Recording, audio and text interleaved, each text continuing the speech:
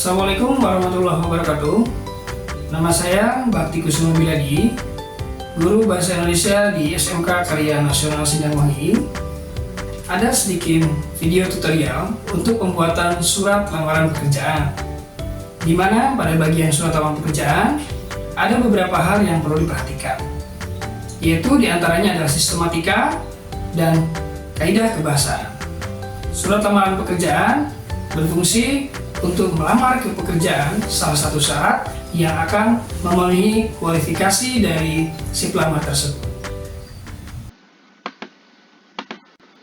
Nah, ini rekan-rekan contoh dari surat lamaran pekerjaan. Surat lamaran pekerjaan merupakan surat resmi yang digunakan untuk melamar pekerjaan pada suatu perusahaan atau instansi. Seorang pelamar pekerjaan mendapat informasi adanya lowongan pekerjaan dari media massa, media internet, atau dari pengumuman.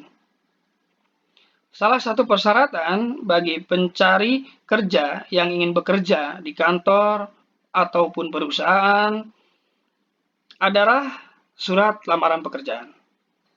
Surat lamaran pekerjaan merupakan surat yang disusun sepanjang 1 halaman penuh yang berisi tentang informasi pelamar kerja dan permohonan untuk menempati posisi tertentu.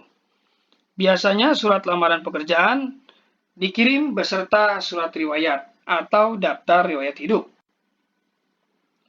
Dalam membuat surat lamaran pekerjaan, kalian harus memperhatikan penulisan dan sistematikanya.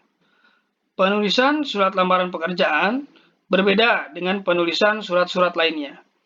Dalam menulis surat lamaran pekerjaan, kita harus menggunakan bahasa yang sopan, jelas, dan tidak bertele-tele. Lamaran yang terlalu panjang membuat orang akan jenuh membacanya, bahkan mungkin tidak akan dibaca sama sekali. Ada beberapa hal yang perlu diperhatikan dalam surat lamaran pekerjaan. Yang pertama itu adalah sistematika, yaitu bagian-bagian dari surat lamaran pekerjaan yang akan membentuk surat lamaran pekerjaan secara utuh. Dan yang kedua itu adalah kebahasaan. Gunanya untuk pembentukan kalimat agar mudah dipahami dan dimengerti dalam membuat surat lamaran pekerjaan tentunya. Oke, langsung saja kepada bagian sistematikanya. Yang pertama itu ada tempat dan tanggal pembuatan.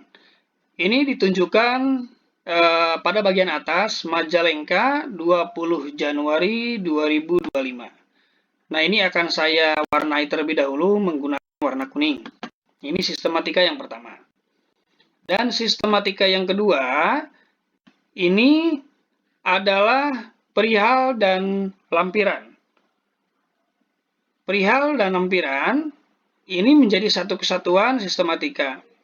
Kalau dalam perihal, ini adalah permohonan menjadi karyawan.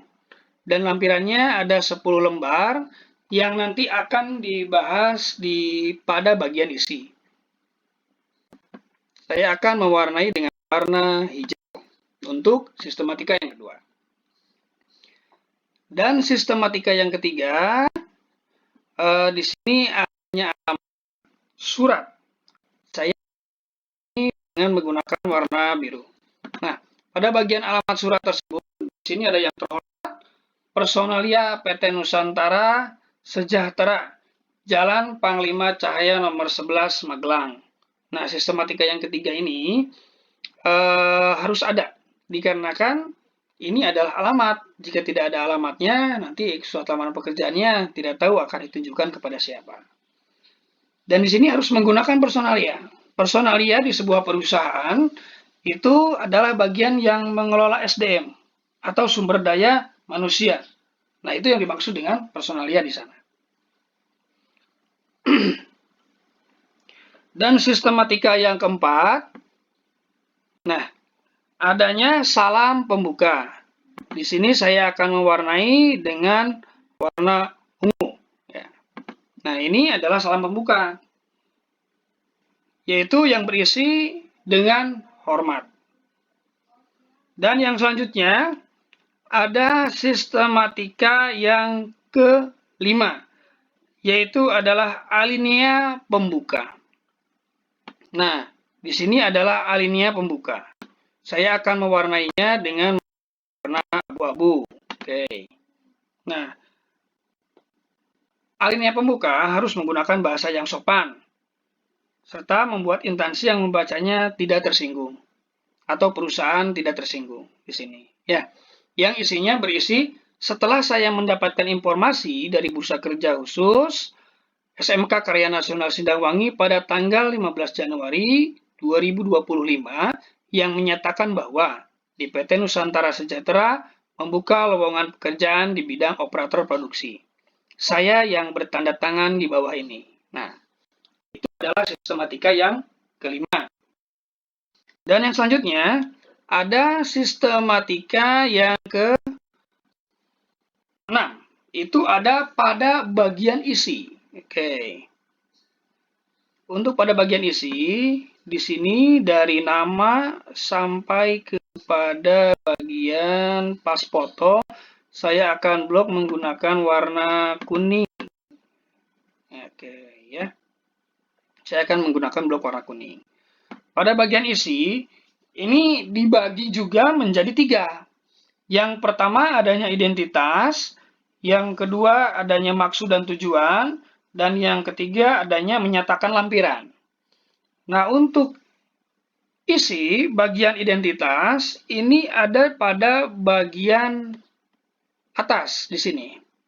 Dari mulai nama, tempat tanggal lahir, pendidikan terakhir, alamat, sampai nomor telepon. Nah, ini adalah pada bagian isi bagian identitasnya. Dan pada bagian isi, bagian maksud dan tujuan, itu ada pada bagian mengajukan permohonan untuk menjadi karyawan dengan posisi operator produksi di PT Nusantara Sejahtera. Sebagai bahan pertimbangan, dengan ini saya lampirkan. Nah, ini termasuk pada bagian maksud dan tujuan. Jadi maksud dan tujuannya si pelamar itu ingin menempati posisi operator produksi di PT Nusantara Sejahteranya. Oke, lanjut. Pada bagian isi yang ketiga itu adanya menyatakan lampiran. Nah, menyatakan lampiran dari mulai nomor 1 sampai 10. Di sini mulai fotokopi KTP, fotokopi ijazah, fotokopi kartu tanda pencari kerja, fotokopi SKCK, fotokopi sertifikat praktik kerja industri, fotokopi sertifikat pelatihan komputer, sertifikat pelatihan bahasa Inggris, fotokopi transkrip nilai, daftar riwayat hidup, dan pas foto 4x6 yang sebanyak 2 lembar di sana. Nah, ini adalah yang digunakan pada umumnya untuk melamar pada bagian surat lamaran pekerjaan ke salah satu perusahaan. Nah, ini untuk sistematika yang ke-6. Itu ada pada bagian isi. Nah, inilah 10 lembar lampiran yang terdapat pada bagian sistematika yang kedua. Ini yang lampiran 10 lembar tersebut terdapat ada pada di bagian isi dan yang nanti akan dilampirkan di berkas-berkas di luar surat lamaran pekerjaannya. Dan sistematika yang ke-7 sekarang. Sistematika yang ke-7, di sini saya akan blok menggunakan warna apa ya? Warna hijau saja. Warna abu-abu lah ya, warna abu-abu. Nah, ini pada bagian penutup. Nah, pada bagian penutup, di sini kita harus menunjukkan keantusiasan kita dalam melamar pekerjaan pada instansi atau perusahaan yang kita tuju. Di sini yang berbunyi, demikian surat lamaran pekerjaan yang saya buat, besar harapan saya untuk dapat menjadi bagian dari perusahaan PT Nusantara Sejahtera. Atas perhatian Bapak Ibu, saya mengucapkan terima kasih. Nah, ini adalah pada bagian penutup.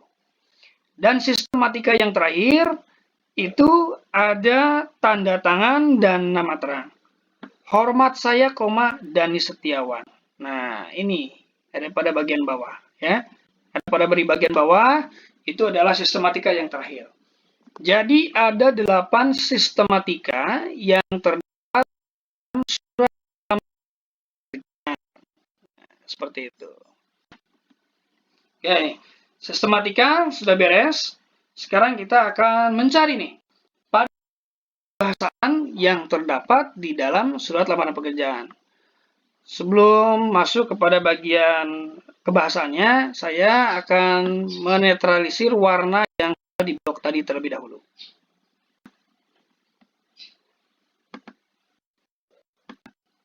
Oke. Nah,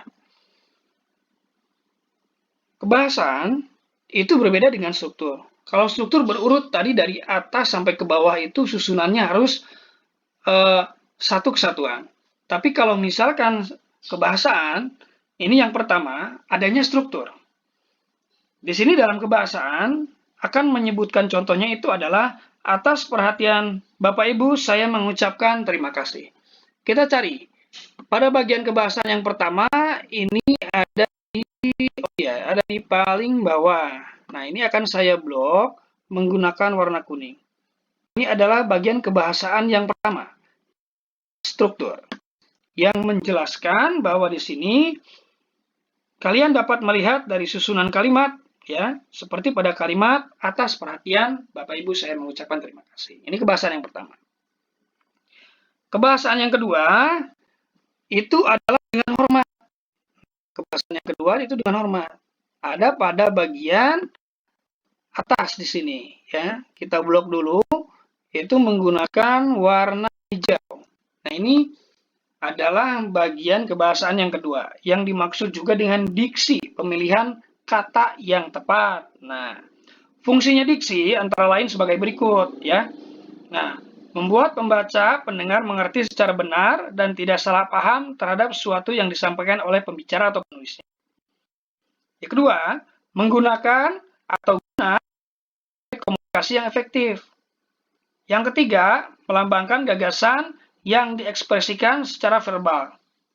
Yang keempat, membentuk gaya ekspresi gagasan yang tepat, sangat resmi, sehingga menyenangkan pendengar atau pembacanya. Ini yang termasuk dengan diksi, kebahasaan yang kedua. Ya. Nah, sekarang kita cari. Kebahasaan yang ketiga itu adalah kejelasan kalimat. Nah, kejelasan kalimat atau kebahasaan yang ketiga itu ada di pada bagian ini. Ya. Ini adalah kejelasan kalimat yang saya akan blok menggunakan warna biru. Oke. Nah, penggunaan atau kejelasan kalimat harus ditulis dengan singkat dan jelas. Tidak diperkenankan menulis dengan panjang lebar karena akan membuat jenuh saat membacanya. Oke. Itu adalah kebahasaan yang ketiga. Dan kebahasaan yang keempat itu adalah kohesi. Nah, kohesi artinya kaitan antar kalimat. Dalam membuat surat lamaran pekerjaan harus saling berkaitan antar kalimat satu dengan yang lainnya, ya. Nah, ini kita akan cari kohesinya di sini. Nah, pada bagian kohesi di sini ada di bawah. Oke. Saya akan blok menggunakan warna ungu. Saya untuk dapat menjadi bagian dari PT Nusantara Sejahtera. Nah, ini bagian kebahasaan yang keempat atau yang dimaksud dengan kohesi. Selanjutnya, yang terakhir, kebahasaan yang terakhir, yang kelima, adanya ejaan yang disempurnakan, ya, yang sesuai dengan tata bahasa Indonesia yang mengatur penggunaan bahasa Indonesia dalam tulisannya di sini. Nah, ini ditunjukkan pada bagian atas. Ada di yang terhormat Personalia PT Nusantara Sejahtera. Yang saya akan blok menggunakan warna kuning.